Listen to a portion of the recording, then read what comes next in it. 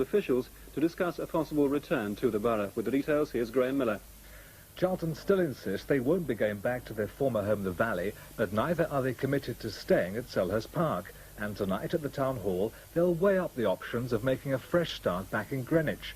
A new site which could attract Charlton back to the borough is the now disused South East Greenwich Gasworks. The vast area close to the Blackwall Tunnel is just over a mile from the Valley.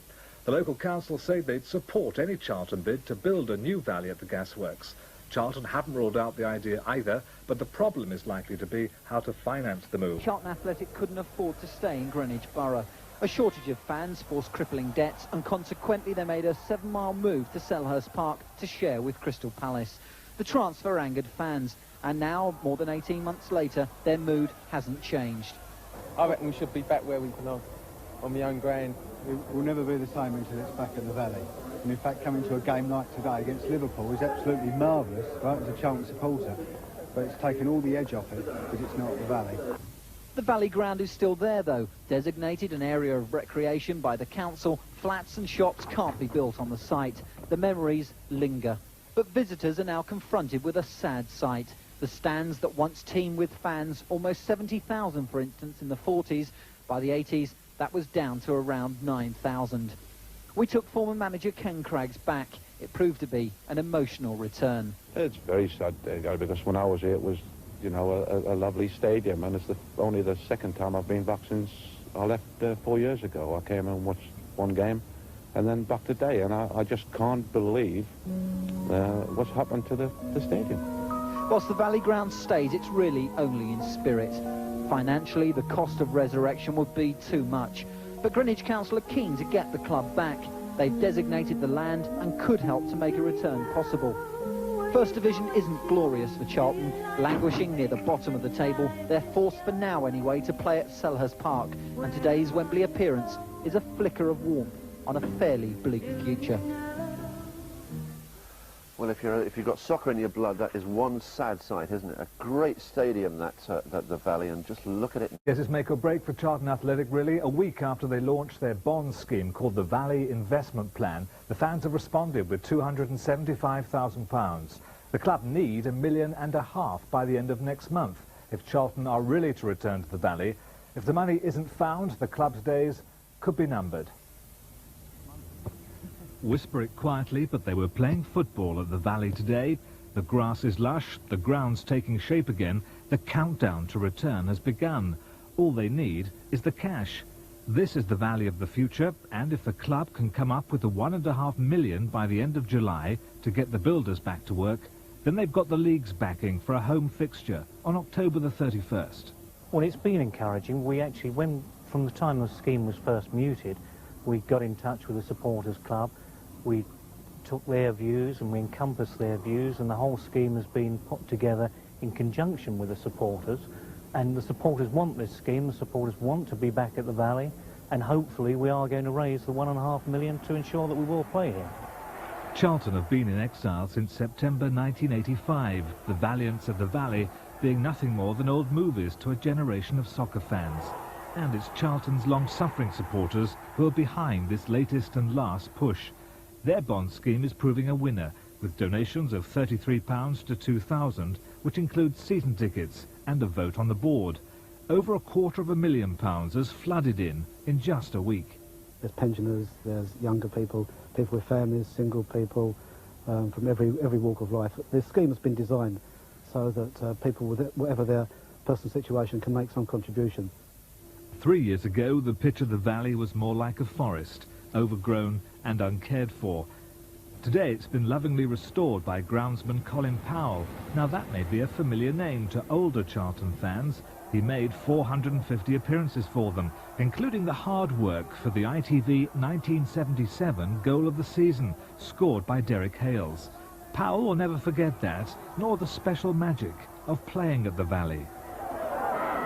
And he's got a good cross in. Oh, what a goal! Hales again! In your heart of hearts, can you see Charlton playing here again? Well, I think so. I mean, I think everyone, board of directors have done their bit and the supporters are now doing theirs. And I just think that... Well, thank you, Lindsay. I think you mean Charlton, though. It's back to the Valley for Charlton Athletic. definitely this time. The long-running saga finally ended this morning when Charlton announced they'll be home on December the 5th. Charlton have been playing in exile since 1985 at Crystal Palace and then West Ham. Financial pressures forced them to move. Now their fans have forked out £1 million in 3 months to take them back. This has always been the spiritual home of Charlton Athletic. From December the 5th, it becomes their real home when the club moves back to the Valley after a 7-year exile. Before the loss of their lease and a slide from football's upper ranks, Charlton would play to crowds of over 70,000. Far less will witness their return. Only the stands behind the goals will be open, limiting the numbers to 6,000. But there'll be a happy few. It's wonderful news. I've been waiting for this day since the last game against Stoke City at the Valley, and I thought, you know, there's a little corner of my heart that thought maybe we'd go back, and the prospect of going back on December the 5th is just, you know, it's hard to explain how important it is to me and how much it's illogical, but it feels great. The fans have raised £1 million this summer in return for reduced admission prices over the next 10 years. The board found an extra 200,000 this morning. I think today has actually secured the future. It's something we've been, you know, going for, as I said before, for 5 years. And I think an awful lot of people might have given up, but fortunately, I mean, there have been so many people. There is an amazing atmosphere in this place. You know, when I think for an awful lot of clubs and a lot of companies as well would probably have lied, you know, they would lay down and die. But it never happens here. Charlton are top of the First Division. Robert Lee playing a large part in their 4th win in 4 matches, 4-1 over Bristol Rovers. But Lee may have to be sacrificed if Charlton are to survive. We have to be of going concern financially like any other business, and if that means selling some of our assets in the players, then we've got to do it. It'll be very sad because it will deplete an already sort of small squad, but it's a fact of life, I think, and we're probably going to have to live with it. Charlton already have one of the best training grounds in the country, bought especially to foster the youth squad, which has served them so well in recent months. By the time the youngsters are old enough to make the first team, they might just be playing in the most modern stadium in the league, the new Valley. Well, Charlton's first home match at the Valley will be against Portsmouth on December the 5th, although it may be switched to the Sunday. The game is being considered as a possible choice for live TV coverage, because ITV has completed a deal to screen First Division football. A new 4-year contract was announced today, guaranteeing live Sunday afternoon matches. The first game to be shown by LWT will be West Ham against Derby County on September the 20th. And in the date, Charlton Athletic are set for a dramatic return to the Valley. Talks to buy back the stadium have been going on in the West End all afternoon, and I understand a deal is imminent. The Charlton Vice Chairman Michael Norris and Director Roger Alwyn have been negotiating with former Chairman Michael Glickstein, who owns most of the land. The money involved is still unclear, but the idea is that Charlton leaves Selhurst Park and go home as soon as practical. When Charlton open their doors to football again in Floyd Road SE7, what they'll see is not so much a valley, more a forest. The club's traditional home since 1924 is today sadly derelict. Stands that were once full of cheering supporters are now strewn with litter, broken and overgrown. It's 2.5 years since they last played a game of football here at the Valley. Since then, the weather, time itself of course, and vandals have been particularly cruel to this famous old ground. Right now, I'm walking through the centre circle of the pitch, would you believe. Today, the Valley is hardly recognisable from the great old stadium it used to be. One of the reasons the club left was the cost of bringing the huge open side of the ground up to the required safety standard. Today's estimate of repair is said to be well over £1 million. Charlton began their ground-sharing scheme with Crystal Palace in October 1985 and agreed a 7-year lease. That too will have to be paid up if they return. And just 3 months ago, Charlton estimated their debt to Sunleys, their parent company, at around £2 million. Going home is going to prove hugely costly, as well as marvellous news for the fans. Basically, every Charlton match has been away from home for the last 2.5 years, and the team has done very well to survive in Division 1 under those pressures. But for the Charlton fans, it's been awful having to get across London, maybe 10, 12 miles every Saturday. There's plans to bring Charlton Athletic home to the Valley are back on ice tonight. As expected, Charlton's Vice Chairman Michael Norris has bought the 10-acre ground in Floyd Road with the financial backing of Lang Homes for around £2 million. The Greenwich Council will have the final say in what happens next, prefer Charlton to build a new home in the borough. They've earmarked the Blackwall Peninsula. Greenwich leader Dave Picton says this site is ideal for a new community development which could happily include the football team.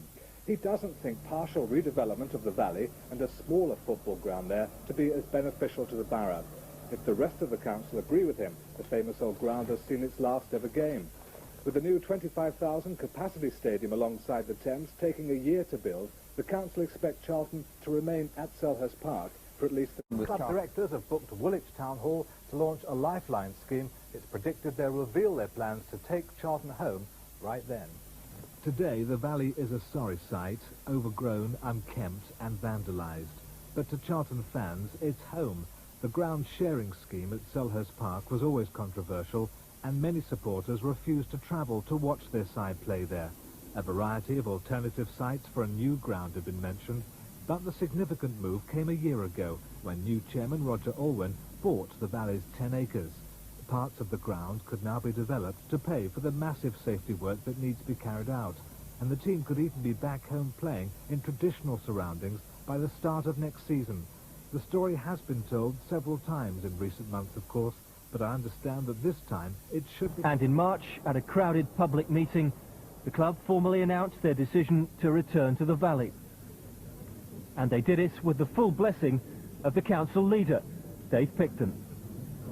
Charlton has a great past, and I think it's now got a great future. And I'm pretty sure that when the formal processes have been gone through, that future is going to be back at the valley. But it may take them 18 months to move back home. The valley has fallen into disrepair since Charlton left to share Selhurst Park with Crystal Palace. Ron Nodes, the Palace chairman, says Charlton must give 2 years' notice or 2 years' rent before they leave, and that he doesn't expect Charlton to go before the start of a new season. He believes the ground showing will continue until the start of the 1990-91 campaign. The move will lead to a resurgence of support for the club. Charlton Athletic's move to Selhurst Park wasn't popular with their fans, and the club's been poorly supported over the last 4 years. Now part of the old ground will be developed by a housing group, and a major refurbishment will allow Charlton to play in their old arena. Club chairman Roger Alwyn announced the move at a public meeting in Woolwich Town Hall. He was given a standing ovation. Work is expected to begin on the derelict ground almost immediately, and the club could return to the valley by the middle of next season. Finally, a habitual position close to the bottom of the First Division. Its chairman has announced that at long last the club is to return to its spiritual home at the Valley after an unhappy spell of ground sharing with Crystal Palace. Brian Milligan has this report. In the 1950s, the Valley was the largest league ground in the country, with a gate of up to 80,000 fans. In 1947, Charlton took the FA Cup, and they played in the First Division until 1956. But since they won promotion again nearly 4 years ago, they've shared the Selhurst Park ground with Crystal Palace 8 miles away. Now they're coming home to the Valley, where the pitch hasn't benefited from the years of neglect. But even the children who use it as their playground know that the spirit of Charlton has lived on here. I don't think it will take us long to clear it up. We're all coming down here on the 2nd of April, on the Sunday, and we'll probably get 1,000 people or so down here. We won't take long to clear this. I think it will help morale enormously. Hopefully bring back some of the old supporters who perhaps deserted us in the past, and we can all rally round, keep the club in the First Division. It can only get better. Marvellous. As far as the supporters are concerned, it's a perfect solution, involving a property company which will develop part of the site. The consortium which bought the Valley last year is also delighted. We needed to get back to the London Borough of Greenwich. We moved back here in 1987. We purchased our training ground, and this is the final part of the jigsaw. I've been supporting Charlton now for 32 years. I come to the Valley when I come out the forces in 1957. So I have some great memories of the Valley here, especially when we beat Huddersfield 7-6. It was a great game. We lost Derek Upton in the first half. We was down to 10 men, and we was losing 5-1 at half-time. And we pulled through and come through at 7-6. One of the games that would always remain in my memory. Football should now return to the Valley by the end of next season. Brian Milligan there. Let's hope they have a more